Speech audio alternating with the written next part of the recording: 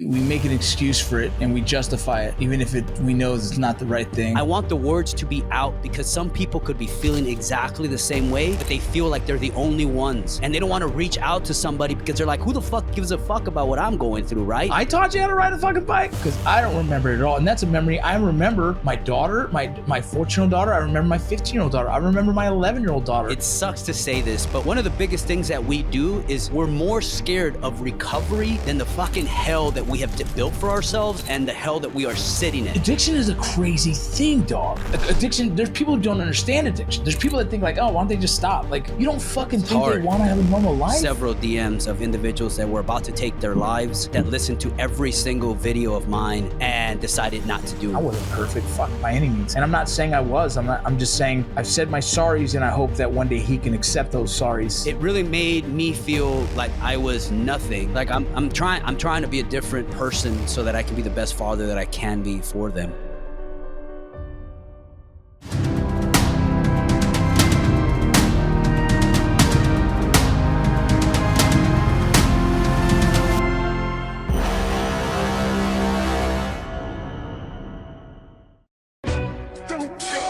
Welcome to the VinnyRoc podcast. I took the blows and did it my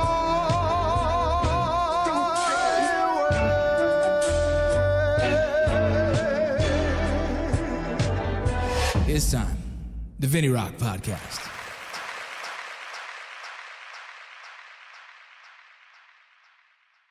What's up? Welcome to the VinnyRoc podcast. I got my boy here. You cool if I call you Santana? Oh, you lost footage. What happened? Hold on. We had some technical difficulties. Boom, we're back. There you go.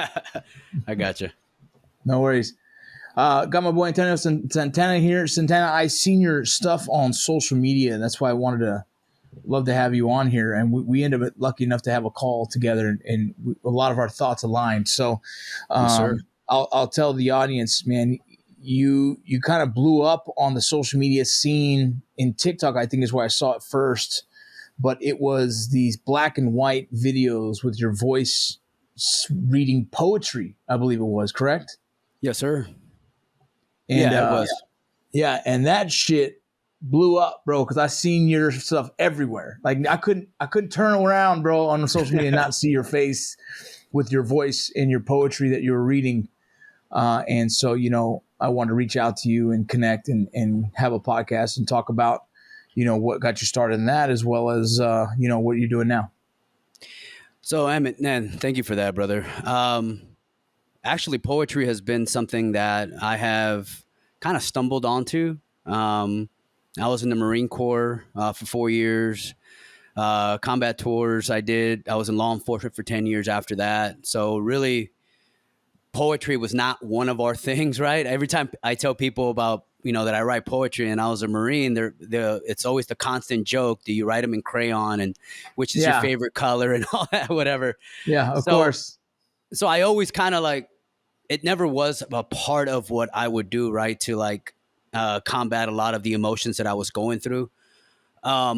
But after I got out of the Marine Corps and then I went into law enforcement, a lot of the stuff that I was feeling from when I was in the Corps and not just that, but like my shitty ass childhood as well, kind of they started building up and I wasn't utilizing anything to kind of get those emotions out. Right. So yeah, I went through a point in time when I was more scared of recovery than I was of the darkness that I was sitting in. Right. So I think it was a year and a half right before I got out of law enforcement. I attempted suicide on the side of the road with my service pistol. And that kind of put me through this journey of recovery that I am still in, right? Because it's not something that goes away right away, right? So when I was in therapy with my therapist, she's like, "Why don't you start writing?" And started writing and journaling and stuff like that. And then a lot of that, she would have me read them afterwards in our sessions. And she's like, this sounds like poetry. Have you ever thought about, you being a poet or anything like that? And so nothing like that was ever part of what I ever thought of myself. Right. Yeah. So I shared some of my poems with some of my friends, some of the guys that were at the gym with me that were struggling. And a lot of them were like, how the hell are you in my head right now?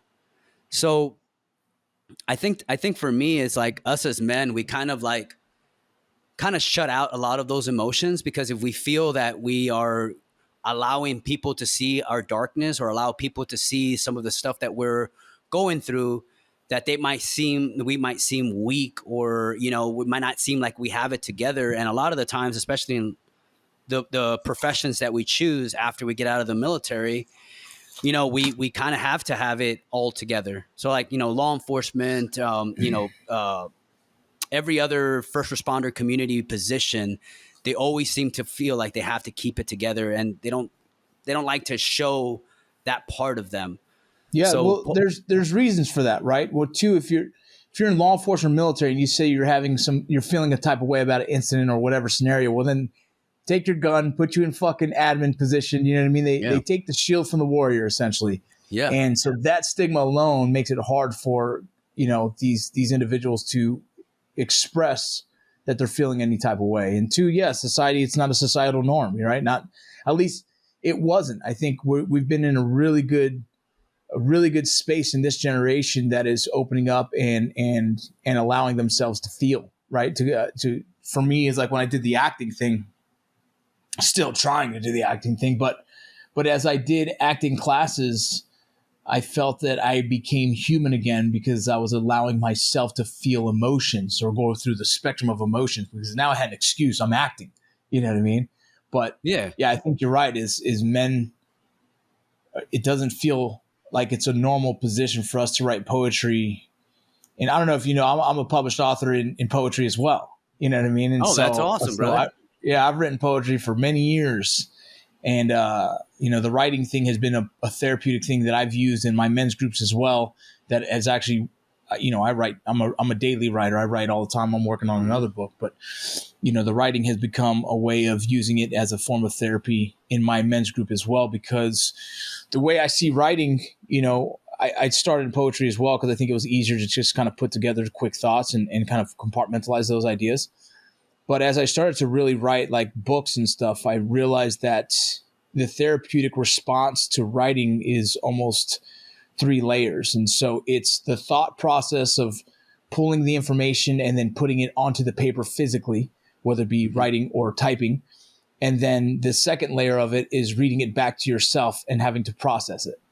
And so that is almost, if you had to kind of break that down, that is almost 4 therapy sessions of acceptance of that experience that would be almost relatable to 4 different sessions of showing up and talking about it and then hearing it back from someone or whatnot. And so I think the therapeutic response to writing, I think, is more effective, multiple times more effective, because the process of getting the idea, putting it down, then receiving it back again and digesting it. What's up, y'all? Thank you for supporting the VinnyRoc podcast. Let's talk about a couple of the sponsors. Show them some love. Modern Gun School. There's just a little cup that they gave me. But Modern Gun School is a online, at your own pace, armor school. Build guns, take care of them, clean them, do your thing, okay? You would love it, because I love it. A couple of my buddies have done it. It's a great company. Trust me, you can use your GI Bill. You can use your vocational rehab. Go check them out. Tons of veterans use it. If you guys aren't using your education benefits now, go use them. MIT 45. You guys have heard of Kratom? If you have questions of Kratom, well, we just did a podcast. So you guys go check it out if you have questions. This is proven to help people in many different ways. It's plant medicine. It's something that's new, a little controversial, but I promise you, I've only heard great things about it. You guys go check out MIT 45. Incredible sponsor. We love them. One of our new sponsors, Just Meat. I'll show you what it looks like. They come in these packages right here. We have to freeze them because we get so many of them at a time. But if you don't freeze them, you can just take them right out the package and eat them because they're already pre-cooked. I got 2 of them thawing out right now. Gonna cook some rice, make some veggies. Everyone eats. Boom, we take off to sports. Soccer, wrestling, golf, you name it, that's what we do. One of our other sponsors, pretty new. We're excited about it. Let me pull it out of my pocket. Scallywag Tactical. Have you guys ever seen these? Look at these daggers. Holy smokes. You can put them in your pocket. If you go walking, if you go hiking, you women out there who probably go walking the dog, whatever the case, you want something safe, this will protect you. Either way, you guys go check out our sponsors. We appreciate the support you've done for the VinnyRoc podcast. We have a new system now. We're going on teleprompter. A lot of our stuff's going to be remote, so we can have some access to people that might not necessarily be able to bring into studio. We're excited about it. We're doing everything we can to continue to keep you guys happy and just bring you entertainment, but not even that. We talk about mental health and wellness for you guys who are out there who are looking for it. We want to be the resource. If you guys have questions, just call and ask, whatever you need. But you know what's even more, and what I've seen about this is a lot of my writing that I did at the beginning of my journey was super dark, like super dark. And what I see now, it's more of like, I see the light at the end of the tunnel. I talk to a lot of these guys that are facing this darkness, right? And they're just like, well, it just seems like I can never get out of this, right? Like I can never get out of this pain or this darkness. And I'm like, it doesn't feel that way right now because you're in the middle of the storm. So of course, you're not going to be able to see the end of the tunnel or that light at the end of the tunnel because you're in the middle of the storm.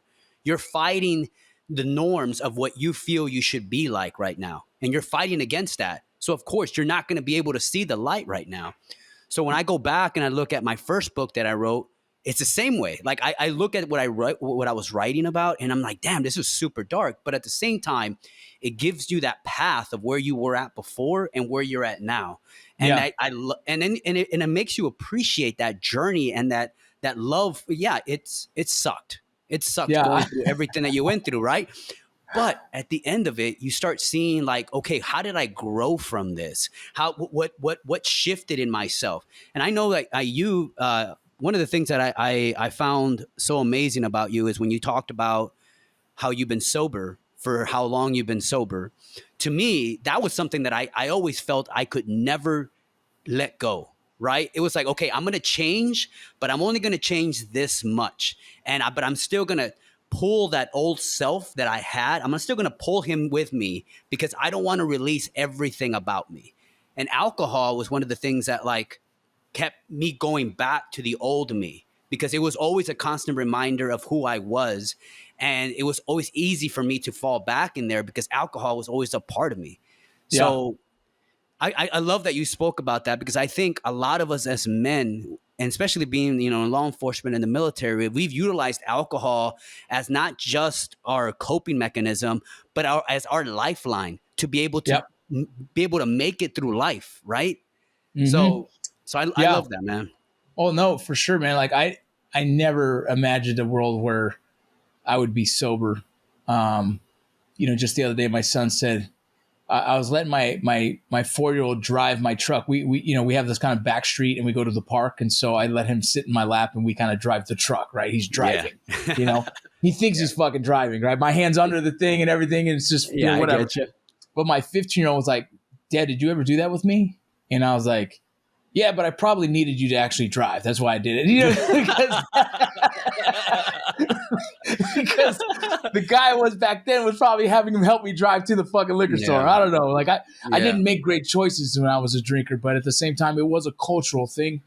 And in my path of wellness and really learning and digging and trying to find answers and really wanting to be the better version of me, in that path of, I guess would say enlightenment to that would be all the different modalities that I've kind of put myself through to find answers. And somewhere in those answers, whether it have been breathing, meditation, sweat lodge, stem cell, whatever the fuck it was, something clicked in me that was like, shit, you're a victim to drinking. Like you're a fucking slave to that shit. You know what I mean? And I was a slave to it in a way where I've mentioned this in several podcasts before already, but it's like I've said, like, I'll never trust a man who doesn't drink. Like demonizing a sober person because they would never fit in with me, or I don't trust that guy because why the fuck can't they handle their liquor, right? And that was my way of justifying that I should drink no matter what.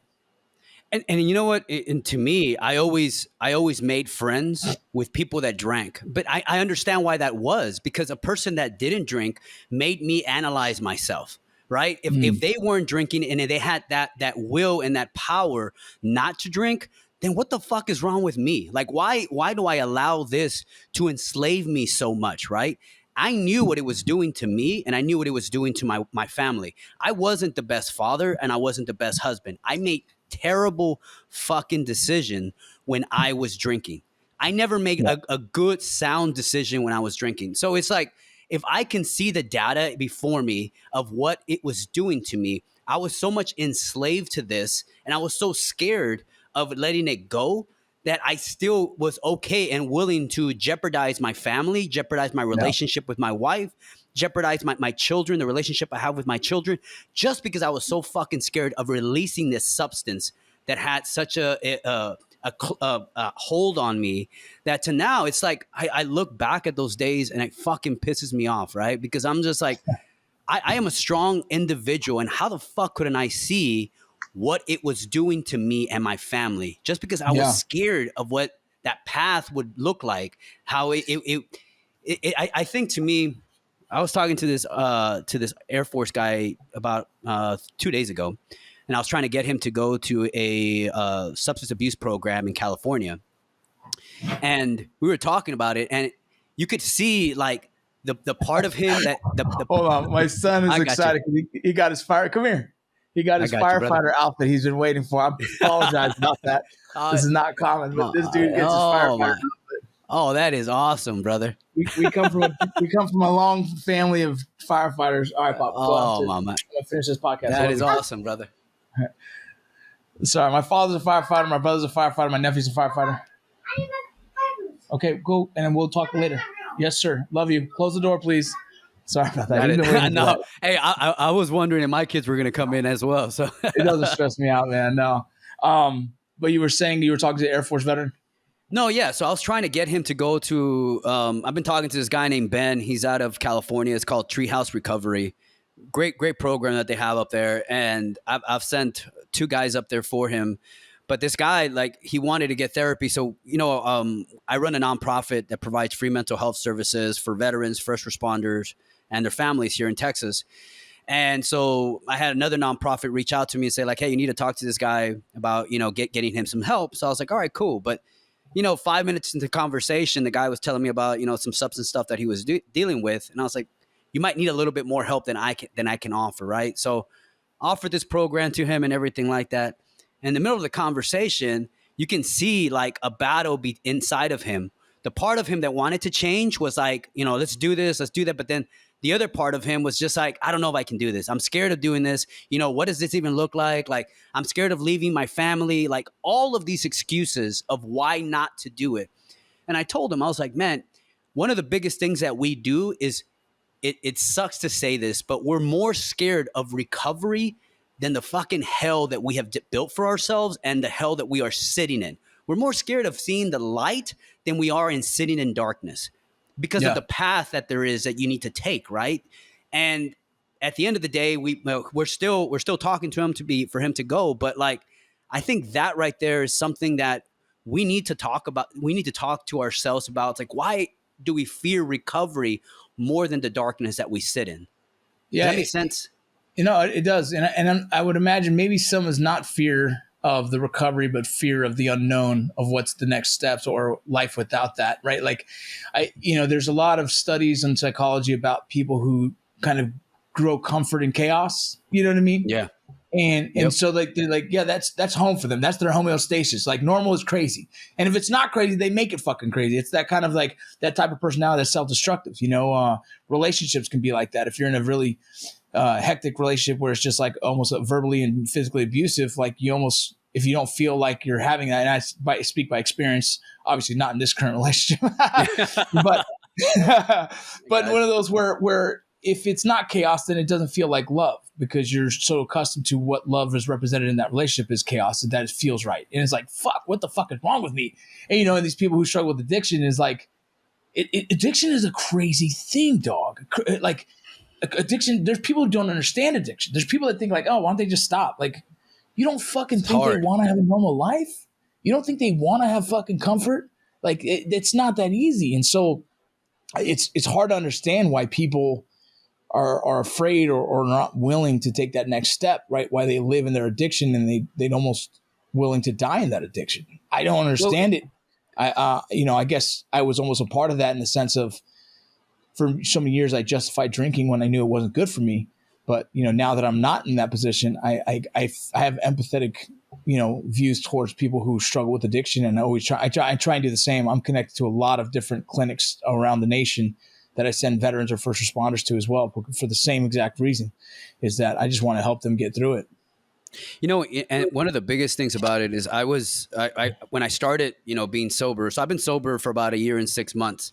And initially when I started, I went to AA, right? And I would sit there and I would hear these guys' stories and everything like that. And I always looked down on them. I'm like, I'm not that bad, right? Like, I'm not that guy. Like, why the fuck am I here, right? Like, and I would always tell myself this. And it wasn't until I changed locations. I went to another location, and there was this guy who was a prisoner. He had just got out of jail, and he was telling his story.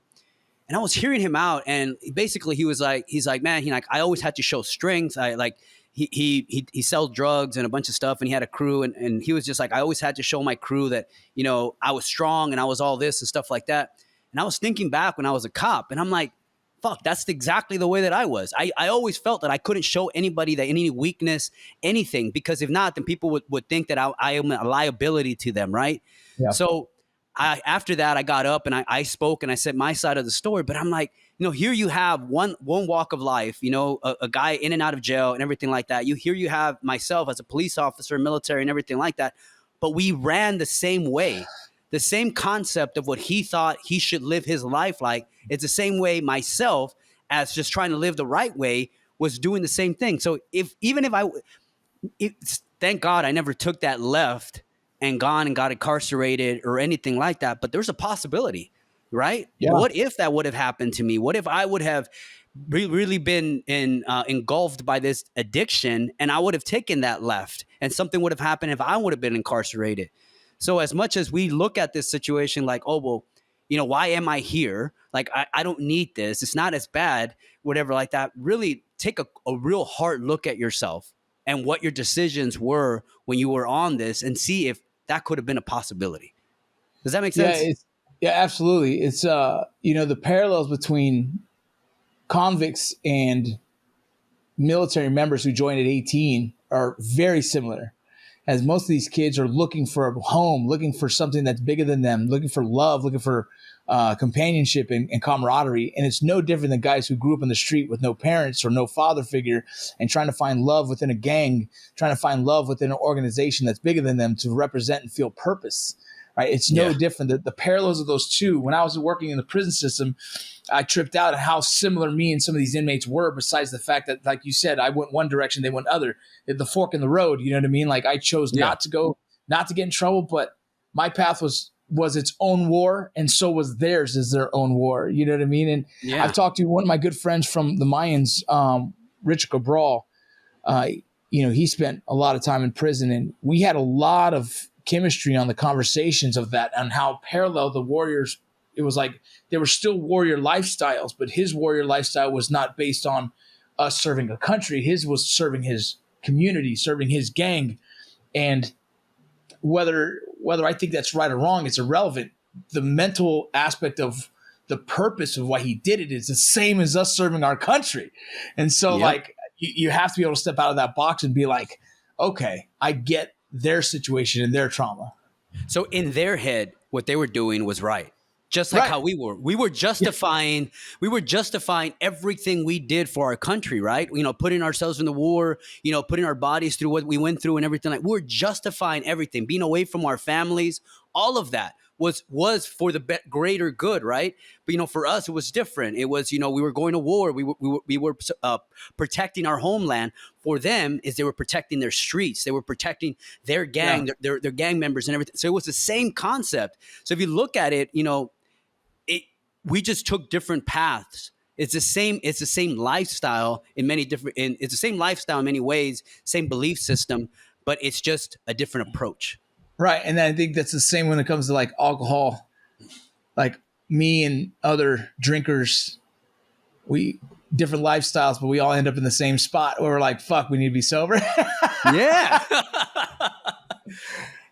You know, it's all crazy. Exactly what you said.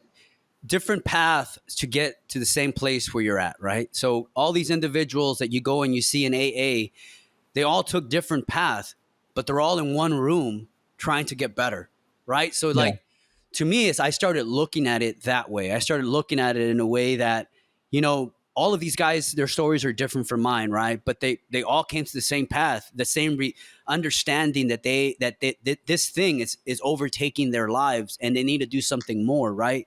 So they need to get better. They need to be a better version of themselves for their family, for whoever it is. And for me, brother, I tell you the truth, man. For me, it's all about my family. And I always said, hey, I want to be the best father. I want to be the best husband. But I was never living up to that because I was always putting myself first. I was always putting myself in that, hey, I have to get this anxiety out of me. I got to get this stress out of me. So the only thing I know is go get a beer, go get a 6-pack, go get a 12-pack. That's the only way I knew how to cope with these emotions that I was going through. Yeah. So no, it's exactly, we make an excuse for it and we justify it, even if we know it's not the right thing. What inspired you, man? What inspired you to start making your first video? And I asked that because it's not fucking easy to put yourself out there publicly, but then to tell a story or poetry, and then also to just give it to the world and hope you don't get fucking shit on, right? Like as a creator myself, as someone who's done poetry, who's wrote books, blah, blah, blah, you open yourself up to scrutiny. And I'm just curious, like, it's part of like what you said before, like there's some people who just will be willing to step out and do things. And what was it that inspired you to step out and do it? Man. So that's initially when I started all of this, it was a podcast. We started off as a podcast talking about, PTSD, talking about mental health, everything like that. What I saw a lot out, getting the help that I needed initially when I got out of law enforcement was that there were so many barriers, for us to be able to get help. And then also there was so much of a stigma of these individuals that wanted to get help, but they just couldn't, right? The more and more I started talking about this, the more and more I started hearing these guys like, oh man, I feel the same way that you do. Man, the first poem I put out, I got so many views on it, but then there were so many people that reached out to me afterwards and were like, dude, I feel the same way. I feel exactly how you're feeling. And that led to individuals. I got several DMs of individuals that were about to take their lives that listened to every single video of mine and decided not to do it. So matter of fact, I have one, she's a police officer from Mississippi, and she was about to commit suicide. She had 5 children. She's a mother of 5. And she just somehow found one of my TikToks, watched all of my videos, and then at the end she sent me a long message basically telling me all I want you to know, I don't know if you're going to read this, but all I want you to know is that you saved a life today. And to me, like I reached out to her, we made contact, and I basically asked her what she needed, and we ended up getting her into a inpatient care facility out in California. But now she is a different person, right? So like to me, it's like it's not about me, man. Like I always tell this to everybody. I was like, I want the words to be out because some people could be feeling exactly the same way, but they feel like they're the only ones. And they don't want to reach out to somebody because they're like, who the fuck gives a fuck about what I'm going through, right? Nobody else can understand how I am feeling. I'm the only one here feeling like this. But then you hear somebody else say the same feelings that you're going through. So to me, Vince, I don't give a fuck if people look at my stuff and say, whatever, or shit on me, whichever way you want to look at it. To me, if it's that one person that hears it and resonates with it and understands that they're not alone, and that this life and this hell that they've been living in the last few years doesn't have to be that way. I tell this to everybody, man, like your pain, your darkness does not have to be your end. And it does not have to end your story. Every book is written through chapters, right? So even though you might be stuck at chapter 6, doesn't mean you have to be stuck there. You can continue to write your story, bro. But if you don't see that there's a possibility that chapter 7, chapter 8, chapter 9 could be there, then you're never going to get past chapter 6. Yeah. Do you get what I'm saying? Yeah, man. That's, it's what started me down the same path back in 2012 when we started in Article 15 clothing. I'm not sure if you knew all the Article 15 clothing stuff I did back in the day with Matt and the videos we did. Oh, yeah. So I started receiving messages from people, and like, that's when I was like, oh, fuck.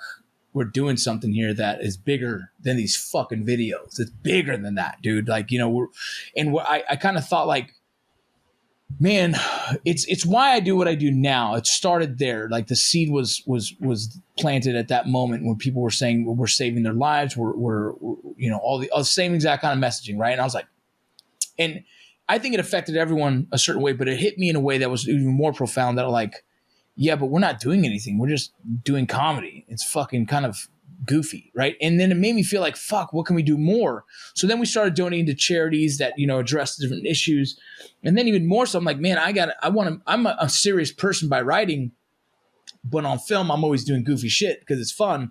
But like internally, I have my own fucking fight, right? So then I started writing publicly and I started posting blogs about brotherhood, about different things, and about balance in my lifestyle and all these things. And I started getting even more, bro. And that's what fucking, like, I don't need attention. I don't give a fuck about fame. All of it is fucking bullshit to me. I care about like finding a way to pay the bills for my kids, spending as much time with them as I can. And then my purpose to serve other people is helping others find answers that I found already through my actions, through my own experiences. And then writing it, because like you said, there's something about writing that I think the biggest compliment is someone says, man, I fucking swear you're telling my story. Or like you said, you're in my head. Like that is like the best compliment, because I think you've reached a level of vulnerability that resonates through people and feels like, damn, that's so honest. It's so relatable. And when you can get to that place in your writing, I think you really are starting to connect with the world around you. And that's why it's impactful. That's why it works, right? That's why you save lives, because you're speaking through honest verbiage that people needed to hear. It's like most people can't even put words together, right? Like not everyone's gifted with writing, right? Most people are like, fuck, you just wrote exactly what's in my head. I never knew how to say it. You're like, that is like, well, good. Because that's what I fucking feel my job is, to fucking put that together. Like that's what, you know what I mean? Like when you're able to do that, you're feel like, oh, good. Because that's what I try to do, is actually create something that I think you would, you know, resonate with. And so like, that's what inspired me. And that's why I do exactly what I do now. Like, I don't have to fucking run this podcast, bro. Trust me, I can fucking spend this time doing other things. I just like to fucking give people opportunity to have a platform, tell their story of mental health, and like, let's have a conversation. Because there's some motherfucker who's going to tune in and be like, that's it. That's the reason why. That's what I'm inspired by. And so why I do this podcast, why I do the writing, why I do the public, all the fucking shit with my nonprofit, same exact thing as yours, same exact concept, is to hopefully give people answers, because I'm tired of losing friends. I'm tired of struggling with this epidemic. You know what I mean? So exactly what you're saying, brother. That's exactly how I am. I always look at the system and how broken it is and how can we fix it, right? So with our nonprofit, we provide 12 free therapy sessions for veterans, first responders, and family members. But through all of that, when we got started, and there's another thing, man, because I almost lost my life to suicide, and the only thing that actually saved me was a picture of my daughter that my wife sent. It's always, anytime that because even also with a lot of our friends and stuff like that we've lost, it's always a part of me that is like, I need to find a fucking answer for this, because that could have been my family, right? That could have been my wife, my kids, everything like that. So San Antonio Police Department was having one of the highest suicide rates in the entire country when we started our nonprofit. And I got to talk to a lot of these family members that had lost their loved ones. And to me, like, I wrote a couple of poems about that, and I put some of their pictures on there and everything like that. And to me, it always comes back to me always feeling like I need to do more, right? Like there's one thing about us providing those services to these individuals, right? But what else can we do, right? There's only so much that can help. So like, I think I told you about the platform that we put together. It's a proactive approach to mental health, but it's also a way to be able to ensure that we're able to have more data on our guys so that we can be able to intervene if a situation gets too hard for them, right? So that's why I say a proactive approach to mental health. But really, the way I look at it, it's a proactive approach to suicide prevention, because everything out there right now, brother, nothing is a proactive approach to mental health. To suicide prevention. Everything is reactive. Everything is, let me provide you a phone number. Let me provide you this, and this. But if you don't have a follow through with that phone number, if you don't have a heart behind why you're giving that, it takes away from it, brother. Like, to me, that's how I look at it. It takes away from it. It's trying to find something, and then at the same time providing that resource, but have a follow through behind that. So that's why when we built this platform, and actually we're about to start piloting with a police department mid-July, and then we're looking at 2 other police departments in November. And actually today we have a meeting with an inpatient care facility out of California, so they can be able to utilize our platform. Because what our platform does, it actually provides real-time data to peer support and to therapists. So the way that you've been sleeping, your mood, your heart rate, all of that, all the metrics that are in our watches, whatever like that, are going to go straight to your therapist and to your peer support. So for us, it's like giving them more data to better understand how you are actually doing. Every time we go into therapy, it's like, hey, how was your week? It was all right. But like, if you actually look at the data, it's like, actually, it wasn't all right. You haven't been sleeping. You've only slept 4 hours or 5 hours the last few days, whatever like that. So it gives them more insight into how you are actually doing. So I always look at it as, what else can we do to help our guys, right? It's not, okay, that the norm for how to save these guys or how to help these guys is right here. This is what society says. Fuck that, man. That shit is not working. We need to find different ways of helping our guys that are struggling.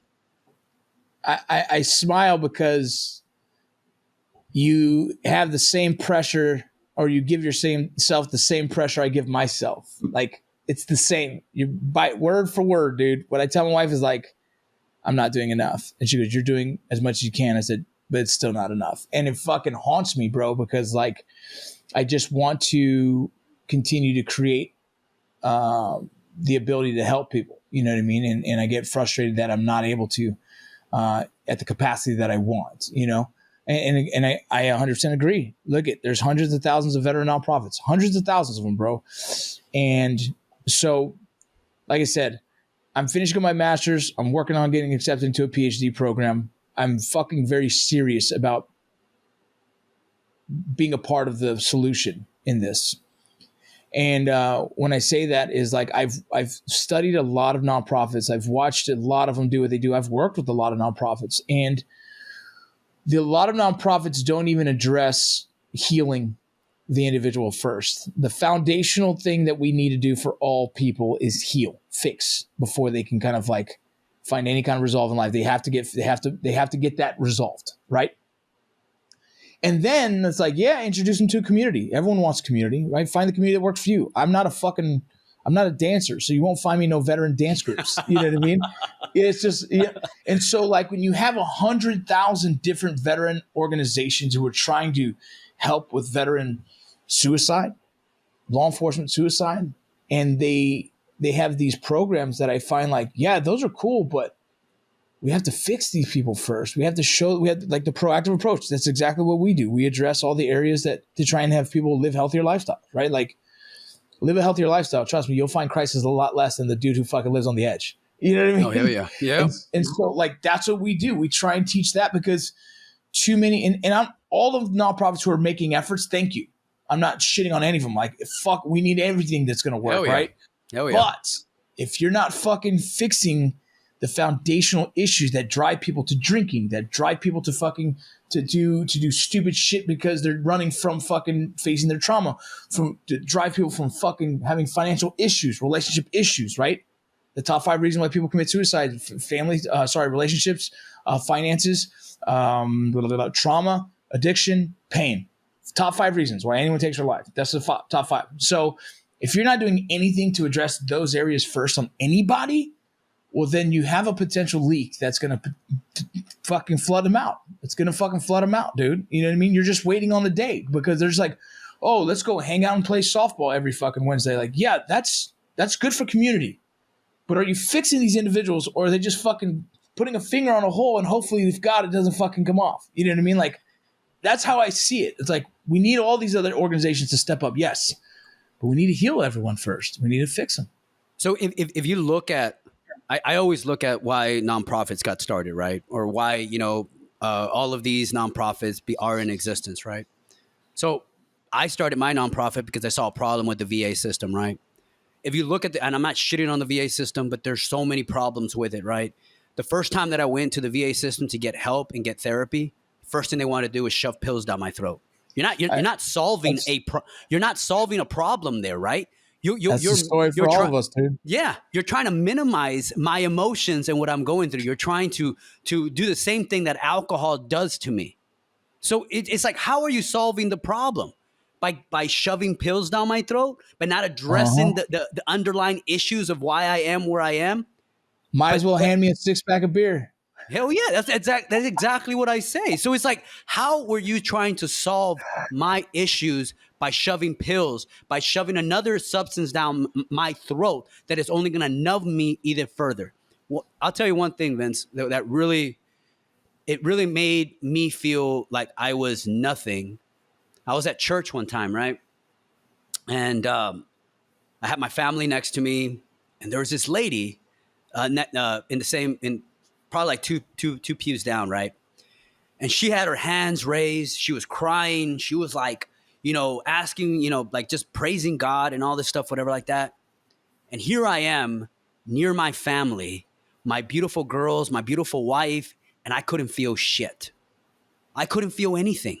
It's like, why can't I feel the love present right next to me? My kids, my wife, why can't I feel? And they just love me, bro. Like, they just love me. And I always question it. It's like, why do you love me? Right? Like, I am this person who has, sabotaged y'all's life. And what I mean by that is that their PTSD is because of me. The way that they look at life is the way that I make them look at life, because I was looking through the lens of my trauma, and I was doing everything to get off of that. And they saw what anxiety, what depression, what all these things did to me, and it affected them. So I always looked at them like, why am I so fucking numb that I can't feel the love of my beautiful family that just love me? And that's why I knew I needed to do something. I knew I needed to change something so that I can actually feel that. Yeah, man. I mean, same but different. You know what I mean? Like, it wasn't that I wasn't like I'm just. We all have our experiences, and mine's very similar. But like I said, it's different in the sense of like I was avoiding them, is what I was. I was avoiding the process of being a dad. And I was like, well, let me just go to work more, because that's still being a dad. Let me pay these bills. That's still being a dad. And then I'm home. Like, let me avoid doing the dad thing so I can drink some beers and.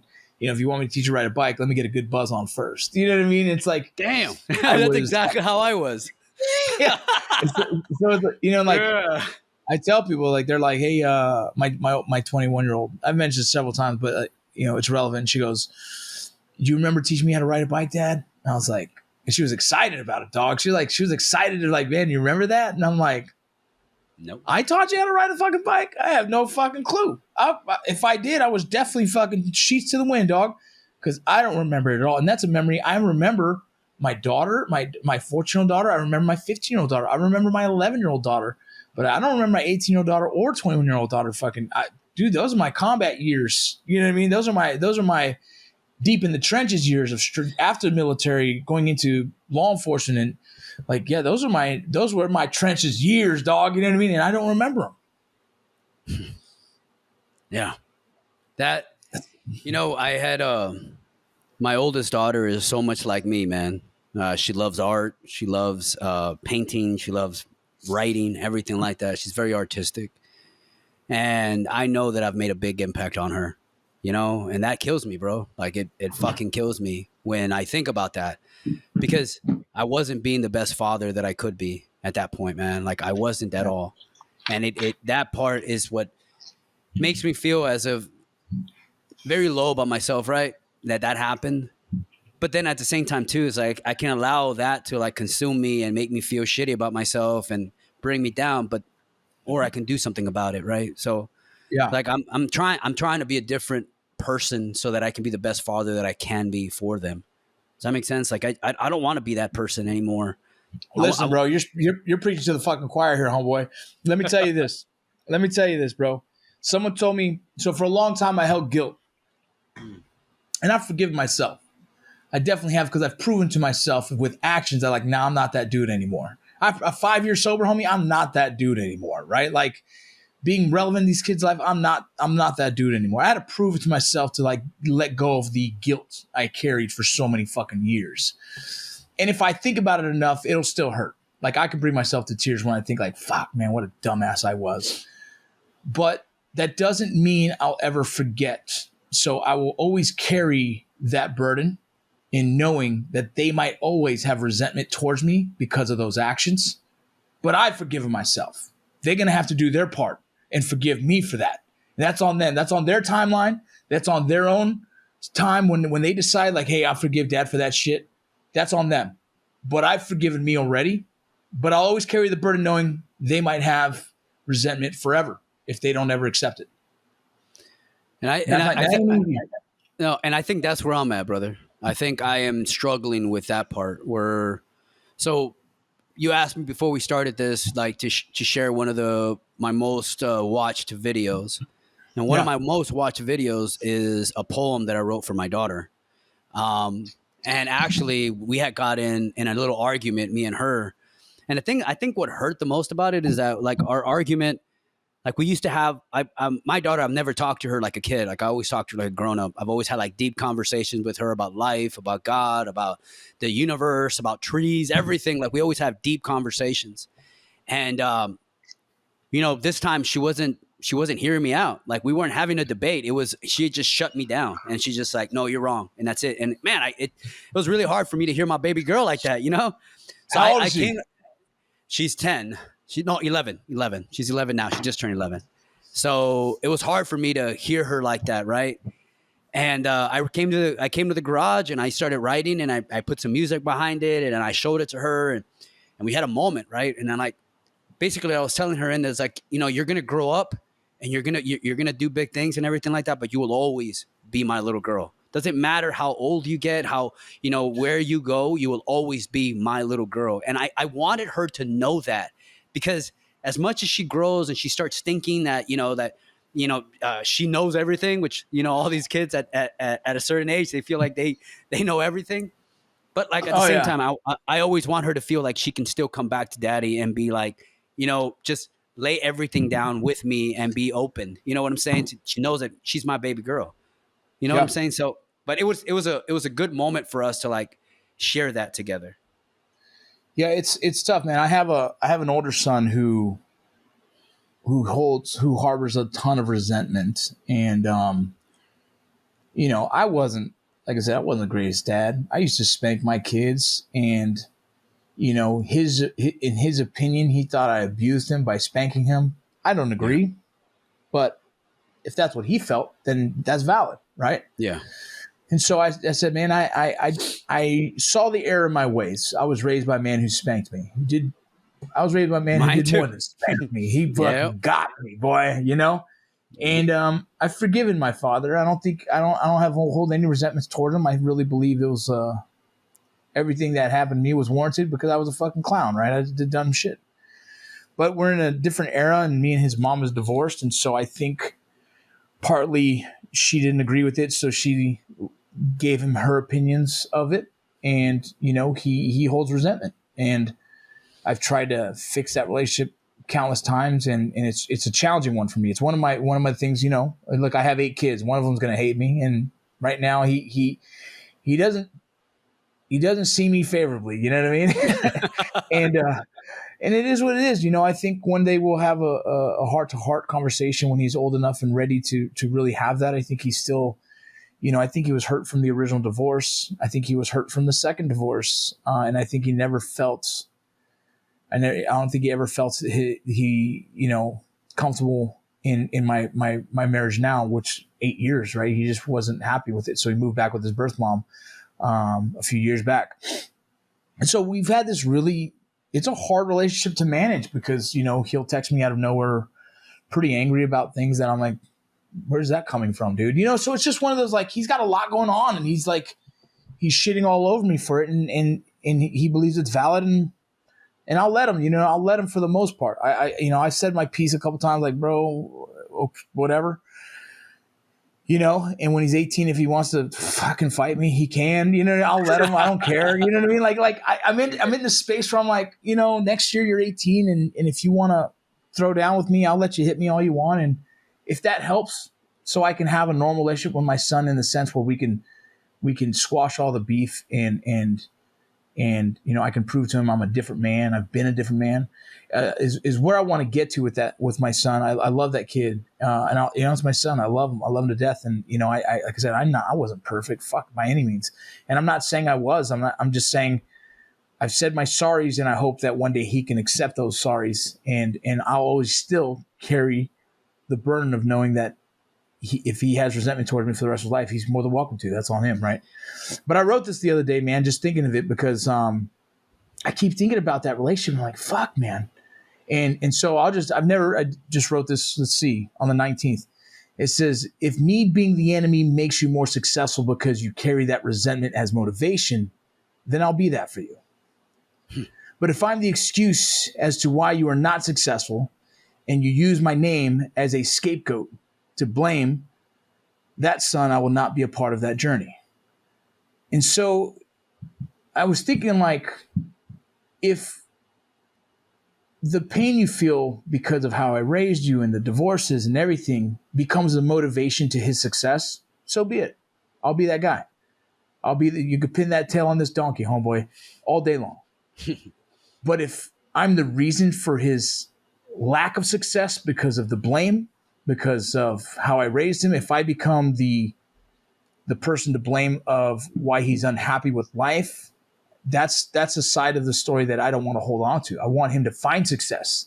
You know what I mean? I want him to accept whatever it is that he's really upset about and say, okay, well, those days are done. Dad has not been in my life for a while. He's changed and I could be successful in my own right. That's what I hope he gets to. You know what I mean? And so I guess that was more of me venting to myself of like, hopefully if he's mad at me, hopefully he uses that to be successful. And if that's what it is, then so be it. But if he's not and he blames it on me, I don't want to be a part of that. I think that's unfair because I've done my work, I would say. And I think that's what everything you just said right now. I think that's where I find myself, where I am in a position where I want, my kids are still young, 11, 8, and 5. And I want them to know that, it was a little rough at the beginning, right? But I am doing everything possibly the best version of myself for y'all. I do it for me too. I mean, I think a big portion of this, we have to do it for ourselves. The same guy that I was talking to you about, that Air Force veteran, he's like, well, my family, this and that. And I was like, it's good for you to do it for your family, but you need to do it for yourself. Like, that's the biggest thing. That's what's going to drive you for success if you're doing it for yourself, right? Yeah. And I think with me is like when I just don't want to be that. Like me and my father had a terrible fucking relationship. Me and my mom, we had a terrible relationship as well. I grew up with my grandparents. So I had a shitty fucking childhood. But the thing about it is that I held resentment to them for, probably about until 6 years ago, right? And the thing about it is that I don't want that. Like, I don't want that. Yeah. I don't want that to happen to me and my kids where, like, it's they're 21, 22 years old and they're still holding resentment because I couldn't see my ways. I'm trying to, like, start from where I am right now and say, fuck that. I don't want y'all. I want y'all to know that y'all were the most important thing in my life, that I could tear myself apart so that I can become the best version of myself for y'all. Because I want y'all to love every step of your childhood and not have these thoughts back of your head and be like, man, Dad was a piece of shit, right? Like, I didn't get the love from him that I wanted, or all this. And I guess why I'm saying that is that a lot of these individuals that are out there, like, I want them to know that there's a starting point, brother. Like, you don't have to just continue to live your life this way. You can have that relationship with your child. All you have to do is remove your fear, your ego, whatever it is, out of the fucking way, and see the bigger picture of all of that. See the bigger picture. The egos is exactly, I think, what stops a lot of people. You know what I mean? Yeah. I think what stopped me, what had me drinking all those years was ego. was this is what Mexicans do. You know what I mean?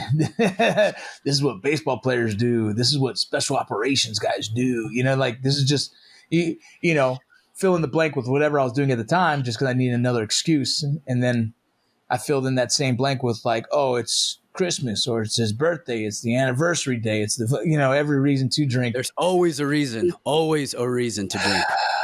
Yeah, man. Yeah, it's crazy, You know, man. When I go ahead. No. I was actually, I shared with you some of the videos that I did with my wife.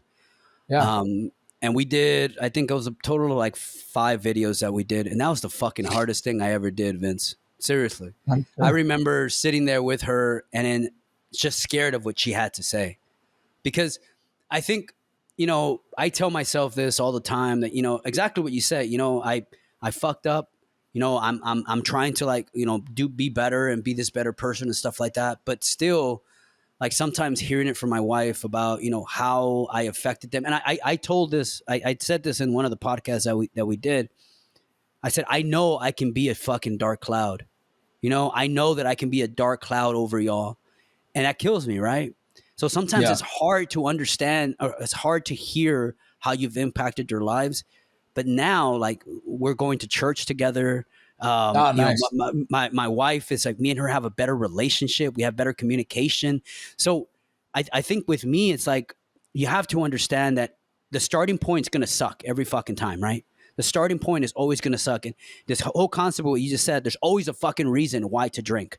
There's always a reason why not to start, right? There's always a reason why it's going to be hard. You can fill in the blank on why it's going to be hard and why it's going to be difficult, right? Fill in that blank whichever way you want to put it. But that right there is stopping you from having a better relationship with your family, have a better relationship with yourself. One of the biggest things, I fucking hated myself. I hated myself. I never knew why my family loved me because I always saw myself through the lens of my own trauma and the lens of my own pain. If my family can push me away at such a young age, then why the fuck do y'all love me? If the people that brought me in this world couldn't see the value in me, then why do you love me? Do you get what I'm saying? Yeah. So it's like, it's this whole thing, but fill in the blank of why to start, right? Give yourself reasons of the reasons why you should start, not why you should not. Yeah, there's a term for that. I can't think of it, but yeah, it's an interesting thing to see. You know, I deal with a lot of men who are struggling, and it's always interesting to see every excuse that they use why not to get better. And I'm like, wait, you came to me because you're struggling, but you won't make any steps towards fixing it. You know, like, and I'm not sure how. And it's like that whole thing. You can lead a horse to water, right? You know, but you can't make it drink. It's the same with men. It's like at some point people have to get to the position where, if it's their rock bottom, whatever you want to call it, but that says, okay, now I'm ready.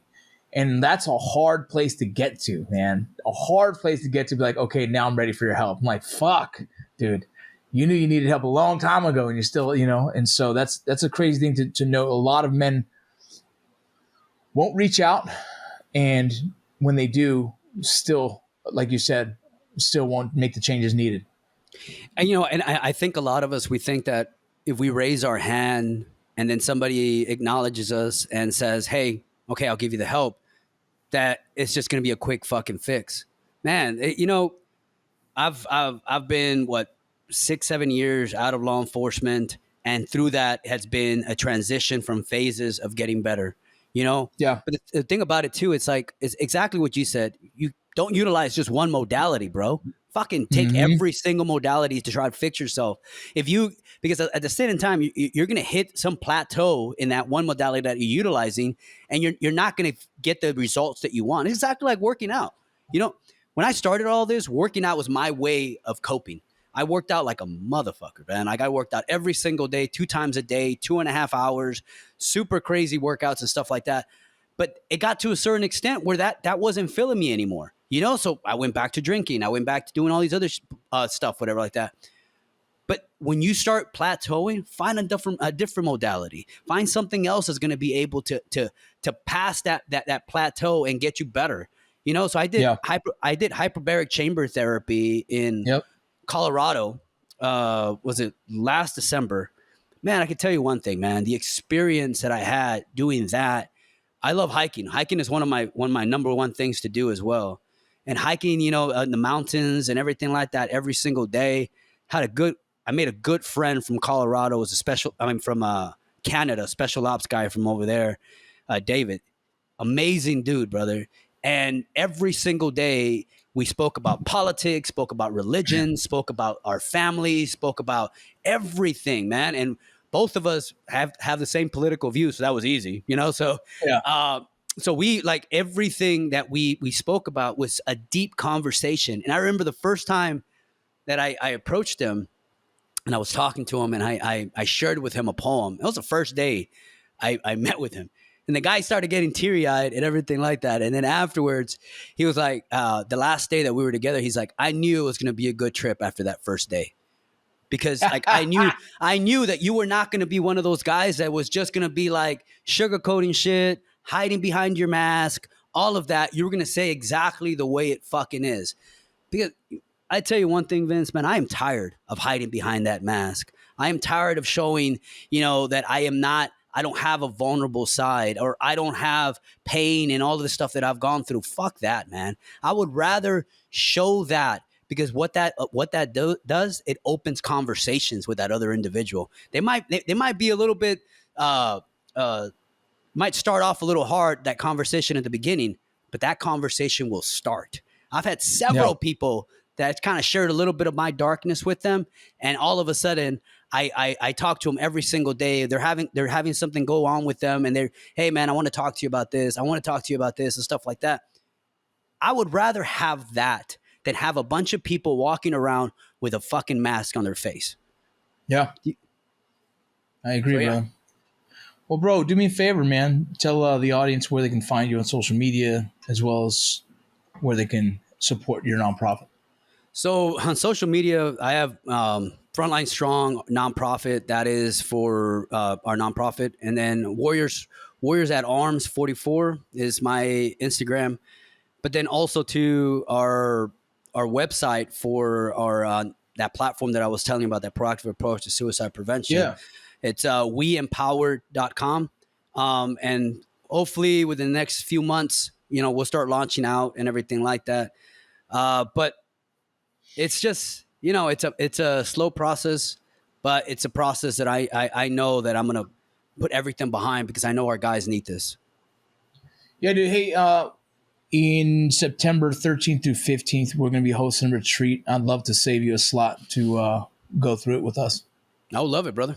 I would love it. Yeah, it's in the Dallas area, man. We'll talk about it later, but I'd love to have you there, man. Sounds good, bud. All right, brother. Thank you for joining us, man. I really appreciate it. I think we should have a round 2 of this soon. Oh, hell yeah. There's a lot more that I want to talk about. So, Absolutely. so thank you so much, bro. Vince. All right. Yeah, absolutely.